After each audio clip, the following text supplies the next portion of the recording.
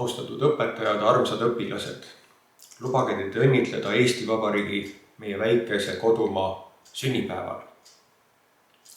Kohe algab koolivaheaeg ja kolmapäeval tähistame Eesti Vabariigi 103. sünniaastapäeva. Täna ja ka järgmisel nädalal mõtleme ja räägime Eestimaast. Ent mitte kõik need 103 aastat pole Eestimaa olnud vaba. Sel sügisel jõuab kätte aeg, mil Eesti on olnud vaba riik rohkem päevi, kui neid on olnud võõrvõimu all kokku.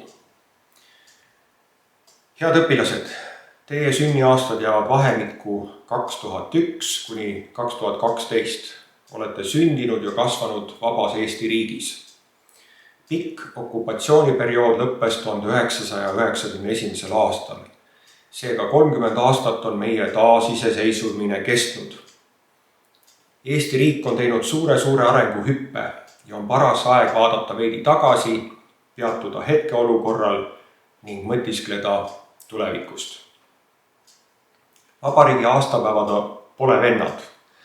Veel eelmisel aastal käidi suurtel pidupäeva aktustel, kuulati ühiselt kõnesid, oldi suurte inimhulkadega koos. Ka meie teiega olime koolisaalis seda tähistamas. Olime pannud selga pidulikud riided, kuulasime esinemisi, sõime torti. Nüüd aga on olukord maailmas muutunud. 13. märtsil möödub 1 aasta sellest, kui algasid COVID tervisekriisi piirangud. Rahvarohked kogunemised on keelatud, peame hoidma distantsi, kandma maske, pesema käsi. Reisimine pole soovitatav ja mitmele poole isegi suisa keelatud. Eile otsustas Vabariigi Valitsus, et peale vaheaega jäävad 5.–12. klassi õpilased nädalaks ajaks distantsõppele ja 1.–4. klassini õpitakse kontaktõppes. Osadele õpilastele kaugõppevorm sobib. Nad on kontaktkoolis tublid ja ka kodus kaugõppes olles täidavad meelsasti antud ülesandeid. Kuid on ka kahjuks mõned õpilased, kel kodus olles koolitükkide tegemine päris meelest läheb. Aga ega siis keegi ei õpi tädi Maali ega onu Volli jaoks. Igaüks peab ise tarkust taga nõudma. Jõuaks see teadmine vaid pärale. Eile said meie kooli õpetajad ja personalitöötajad esimesed vaktsiinisüstid.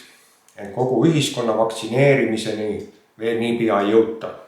Seega, ka peale vaheaega ja peale distantsõpet peame valmis olema edasiseks võistluseks koroonaviirusega. Et meil ikka jätkuks tahet ja mõistust. Olukord ei parane, kui me juhised ei täida. Tervis on kõige kallihinnalisem vara. Öeldakse, kui pole tervist, siis pole ka mitte midagi muud. Pingutame tervise nimel. Tahan tänasel pidupäeva eelsel ajal rääkida tervisest veel. Meil on koolis 2 pikka õuevahetundi. Küll on tore vaadata, kuidas algklasside õpilased õue tormavad. Juba on neid talvejoped seljas, talvesallid kaelas, talvesaapad jalas, talvemütsid peas. Ja nagu lõpus leevikaste parv lendab uksest välja kooliparki.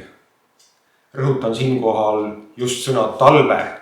Joped, kindad, mütsid, sallid, saapad. Ja siis vaatan põhikooli ja gümnaasiumiõpilasi. Õhukesed joped üll. Kus need kindad jäänud, sall vist unus nagisse. Kas mütsi kasutab hoopis vanaema? Õhukesed allaga ketsid jalas. Kas asi on selles, et meil pole mitmeid aastaid korralikku talve olnud? Või arvab noor tegelane, et paistab välja nõmedikuna, kui jalas korralikud talvesaapad? Ent väljas on ju veebruar. Kohe on Tartu maratoni start. Võtame eeskujuks Soome koolid. Iga ilmaga toimub õuevahetund. Me saame ju ka. Kus on see kleeplint, mis hoiab meie õpilasi siseruumis nutiekraani küljes koridori pingil istumas? Aeg, noored, liikuma. Värske õhukätte ajusid tuulutama. Väiksemad tulevad vahetunnist, põsed õhetavad meeleolu väge, vahetavad riided ja sädistavad ja lendavad klassi õppima. Eesti riik vajab terveid tugevaid noori. Kuidas saame nad tegusateks ja tervise eest kandvateks. Las nad kükitavad sooja viljase teki sees, las nad instavad ja Facebookivad radikate peal. Las nad olla põduraga, ärgu käigu õues, pole vaja kooli kõndida, viime nad autoga uksest ukseni. Aga kusagil pole öeldud, et inimese põhiõiguseks on see, et saaks sooja teki sees virtuaalselt elu mööda saata. Eesti riigil, minul ja ka sinul, kulla õpilane, on tarvis hakkajaid, terveid kaaskodanikke, kes saavad aru, et pole olemas halba külma ilma, on ainult hoolimatus oma riiete suhtes. Peale vaheaega ja distantsõpet jätkame uue vahetundidega. Mõelgem nende koolinoorte peale, kes tormasid 103 aastat tagasi vabadussõtta meie noore riigi eest võitlema.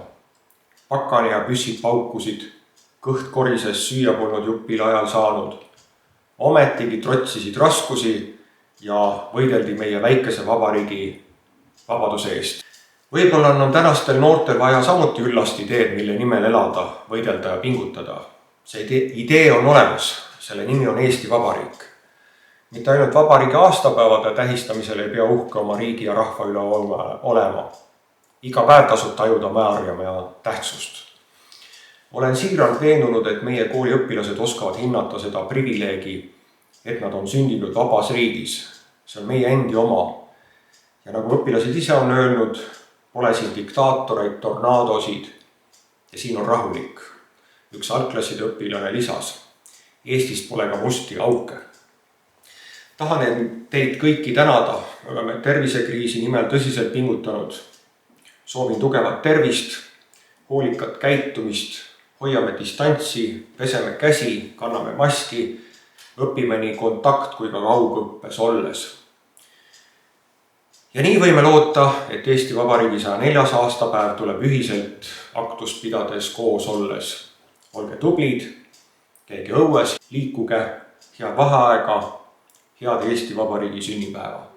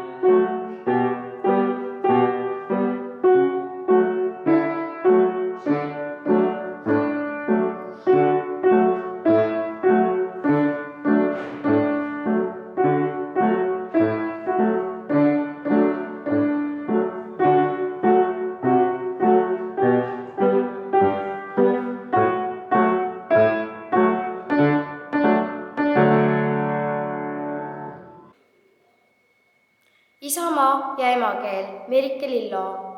Oma kodu isamaad igaüks meist kalliks peab. Eesti lipu värvides tähtsad sõnumid on sees. Sinine on kodutaevas, must on meie mullapind, valge, puhtus, lootus, rahu, värvid rõõmustavad mind. Sinitaevast ütleb tere, suitsupääsukeste pere, leivavilja põllu sees, rukkililled sinised. Aga sina arva ära, kes on meie rahvuskala ja see oleks väga hea, kui sa rahvuskivi tead. Isamaa ja emakeel saadavad mind eluteel.